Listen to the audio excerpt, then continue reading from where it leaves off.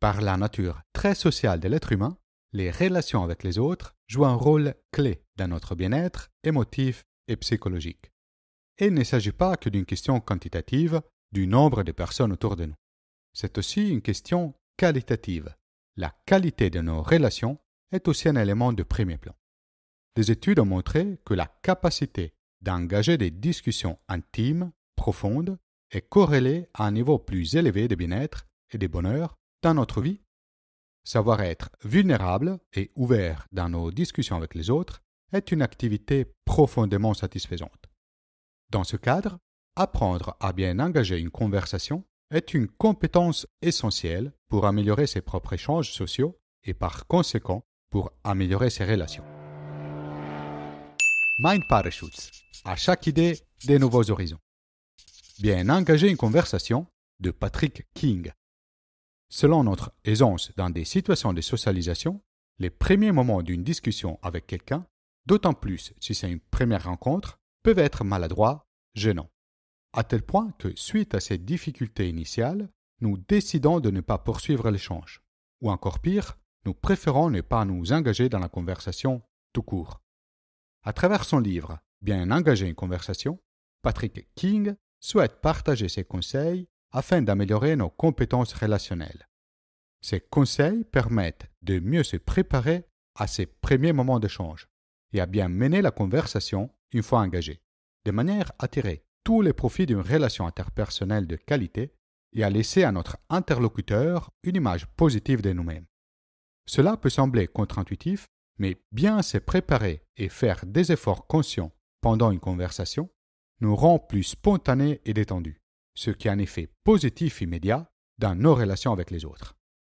Si vous souhaitez vous améliorer dans votre vie pro et perso, abonnez-vous à Mind Parachutes et activez les notifications. Chaque semaine, vous découvrirez en quelques minutes l'essentiel des meilleurs livres de développement personnel. Vous pouvez télécharger la Mindcard de cette vidéo en format PDF et de toutes les vidéos précédentes en vous inscrivant sur le site internet mindparachutes.com. Vous pouvez m'aider à faire grandir cette belle communauté de Mind Parachutes grâce aux likes et les commentaires que vous allez laisser sur cette vidéo. Merci d'avance pour votre générosité. Le premier pas pour bien engager une conversation est de s'y préparer mentalement. C'est comme un petit échauffement et étirement de nos muscles sociaux afin d'être prêt à l'action.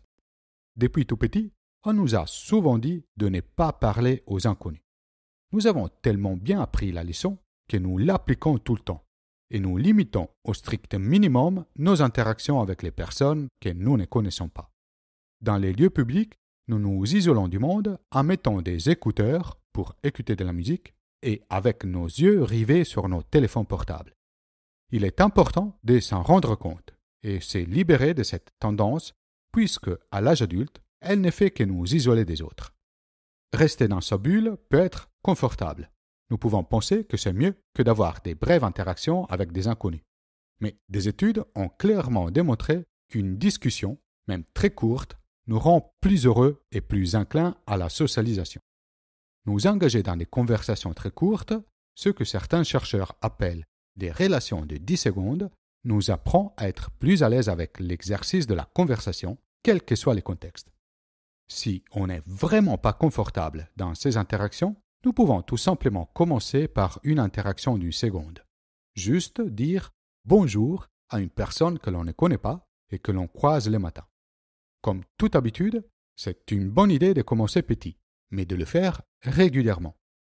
Avec le temps, nous pouvons étendre la conversation de quelques secondes supplémentaires par un compliment. Votre sac à dos est très joli. Une observation. C'est sympa de retrouver une journée ensoleillée. Ou une question. Je vois que vous lisez un article de basketball. Quel est votre joueur préféré? Profitez des moments d'interaction sociale de la vie quotidienne, la pause de midi au travail, les courses, pour échanger avec des personnes que peut-être vous croisez souvent, mais à qui vous ne parlez jamais. Afin de se préparer à un moment de socialisation important, un autre exercice qui permet d'échauffer nos muscles sociaux est de lire 1 ou 2 pages d'un roman à voix haute. Privilégiez un passage où vous retrouvez plusieurs émotions différentes. Par exemple, un dialogue entre personnages. Un livre comme Les Petits Princes est parfait pour cet exercice. Quand vous lisez, faites-le comme si vous étiez en train de lire une histoire face à une classe d'enfants de 6-7 ans, en exagérant les émotions par votre voix, vos gestes, les expressions du visage. Lisez le même passage 3 fois, en essayant à chaque lecture d'interpréter encore mieux les différentes nuances d'émotions et en faisant de plus en plus attention à votre diction, en prononçant les mots de manière claire et précise, à votre rythme de lecture, les moments de pause et à votre respiration. Ou dans le même esprit, vous pouvez chanter à tue-tête dans votre salle de bain ou dans votre voiture avant de rejoindre votre rendez-vous. Cela permet d'éviter les tons très pauvres d'expressivité que nous utilisons souvent dans nos conversations quotidiennes. Afin de faciliter votre prise de parole, il peut être très utile de se créer un CV de conversation que l'on peut utiliser dans beaucoup de situations. L'idée est de se poser la question « Qu'est-ce que les autres voudraient savoir sur moi ?» Préparer ces CV permet d'avoir tout près quelques anecdotes ou exemples qui permettent de communiquer notre identité, nos perspectives, nos réalisations et pourquoi pas nos excentricités. Cet exercice est d'autant plus utile si notre première réaction est de penser que nous n'avons rien d'intéressant à partager avec les autres. Cela peut être utile de changer de perspective et de se mettre à la place de l'autre. Comment on peut apparaître de leur point de vue? Est-ce qu'il y a quelque chose de remarquable, en général ou en ces moments précis, qui se passe dans notre vie quotidienne, des projets ou hobbies, dans notre ville ou notre travail, des événements liés à l'actualité qui ont piqué votre attention ou des expériences ou accomplissements notables dans notre vie? Dans nos interactions avec les autres, nous avons un énorme pouvoir d'influence sur comment la conversation peut se poursuivre. Tout d'abord, en donnant les tons. Nous pouvons parler d'un trait de jeu avec un ton amical, chaleureux, plutôt que froid et distant. Les meilleurs exemples de capacité à établir ce type d'échange sont les enfants. De manière très spontanée, curieuse, créative, ils savent poser des questions à la fois profondes et inattendues. Et puisqu'il n'y a pas de malice ou de jeu caché dans leurs attitudes, nous ne nous sentons pas menacés, au contraire, nous aimons nous engager dans la conversation. Si nous adoptons le même état d'esprit, sincèrement intéressé et sans jugement, notre interlocuteur va avoir la même réaction, très positive. Si nous ne sommes pas à l'aise dans des situations sociales, nous pouvons avoir tendance à les voir comme un champ de bataille. Mais ce n'est pas le cas. Il s'agit plutôt d'aires de jeu, où on peut expérimenter et s'amuser. N'hésitez pas à faire les premiers pas.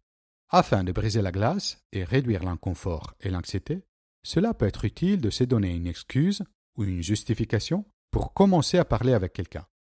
Il existe 3 manières pour démarrer une conversation de manière indirecte. En leur demandant des informations objectives ou une opinion subjective. À quelle heure commence le spectacle? Comment trouvez-vous la cuisine de ces restaurants? En faisant un commentaire sur quelque chose dans l'environnement ou la situation spécifique. J'aime beaucoup la lumière ici. Je trouve la musique un peu trop rythmée à mon goût. Commentez un point commun que l'on partage tous les deux. Par exemple, comment on a rencontré l'organisateur de la soirée ou de la réunion, ou comment on s'est rendu à un événement. Après avoir établi les premiers contacts, surtout si votre interlocuteur n'est pas très bavard, voici quelques options pour faciliter la suite de la discussion. Faire un compliment ou reconnaître quelque chose que l'on apprécie de cette personne. Favoriser quelque chose où votre interlocuteur a fait un choix, comme la tenue vestimentaire ou la coupe de cheveux, plutôt que quelque chose d'inné, comme la couleur des yeux. Faire preuve de naïveté. Exprimer votre besoin de mieux comprendre quelque chose. Demander leur avis ou leur compréhension. Les gens aiment bien partager leurs connaissances et expliquer aux autres. Dire quelque chose d'imprécis ou d'inexact, pour donner l'occasion à votre interlocuteur de vous corriger. Quand c'est à votre tour de parler, plutôt que parler de manière plate, sans relief, capturez l'attention de votre interlocuteur en racontant des histoires. L'intention ici est de susciter suffisamment son attention pour qu'il puisse réagir, poser des questions, intervenir avec sa propre expérience. Par votre histoire, votre attention n'est pas d'impressionner la personne en face de vous, mais de renforcer l'interaction. Pas besoin de choses compliquées. L'auteur suggère la méthode 1-1-1. Une histoire peut être composée tout simplement par une seule action, une seule émotion évoquée et un résumé d'une phrase. Voici un exemple très simple. En traversant la rue ce matin, une voiture m'est passée si proche que par la peur, j'ai fait un bond de 2 mètres. Vous pouvez aussi inviter l'autre à vous raconter une histoire. Pour être des bons interlocuteurs, on pense que nous devons savoir bien parler. Mais tout aussi important, peut-être même plus important, est de savoir bien écouter. Montrer à l'autre que nous sommes attentifs et intéressés à ce qu'il a à dire peut faire toute la différence dans la qualité de nos conversations et de nos relations générales. Une conversation n'est pas une danse en solo, mais avec un partenaire. Tout au long de l'échange, nous pouvons l'aider, les soutenir, lui donner des indications. Vous pouvez l'aider, par exemple, en posant des questions de manière qu'il ait envie de partager davantage. Voici des conseils pour vous aider. Sollicitez plus des histoires que des informations. Posez des questions sur les sentiments et les émotions. Proposez une direction dans laquelle il peut développer sa réponse. Encouragez-le avec des incitations, des indices, des possibilités. La formulation de votre question fait toute la différence. Par exemple, favorisez « Racontez-moi de quand vous avez fait ceci » plutôt que « Comment ça s'est passé ?» Favorisez « Est-ce que vous avez aimé » plutôt que « Comment c'était ?» Favorisez « Vous semblez très sérieux. Qu'est-ce qui s'est passé ce matin ?» plutôt que « Comment ça va ?» Dans le cas où, lors d'une conversation, vous êtes à court d'idées et vous ne savez pas trop comment la faire poursuivre, voici 3 fois 3 options dans lesquelles vous pouvez facilement piocher. Vous pouvez aborder la conversation avec un angle plutôt personnel, interne, et cela de 3 manières. En parlant de votre histoire, d'une anecdote issue de votre expérience personnelle. En parlant de votre philosophie, c'est-à-dire de votre propre point de vue ou émotion par rapport au sujet. En parlant de votre métaphore, un sujet ou un souvenir que la conversation en cours vous a évoqué. Une autre possibilité est de s'intéresser directement au sujet de discussion, aussi avec 3 manières. Avec des questions spécifiques par lesquelles on invite notre interlocuteur à partager plus de détails. Avec des questions générales qui permettent de prendre du recul par rapport au sujet en question et qui peuvent donner des pistes sur d'autres sous-arguments à explorer. Avec des questions connexes qui permettent d'orienter l'attention sur des sujets qui sont directement ou indirectement liés à ce qui est en cours de discussion. Et pour terminer, vous pouvez aussi alimenter la discussion en vous intéressant aux émotions et aux opinions de votre interlocuteur, avec, à nouveau, 3 manières. En exprimant l'émotion ou l'état émotif que vous percevez de votre interlocuteur. Cette approche marche très bien, même si votre perception est erronée. Dans ce cas, plutôt que confirmer votre lecture, votre interlocuteur va la corriger.